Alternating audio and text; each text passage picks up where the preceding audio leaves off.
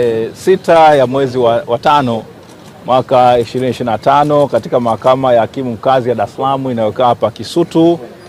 shauri la kesi ya uchunguzi dhidi ya jamhuri dhidi ya Tundu Antipas Lissu limetajwa mbele ya hakimu mfawidhi Franco Kiswaga, ambapo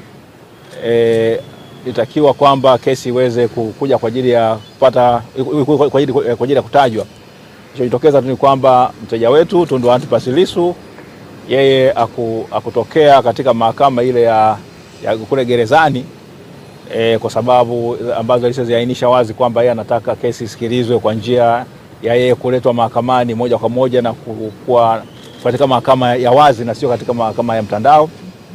Upande wa mashtaka umesema kwamba uchunguzi wa shauri hili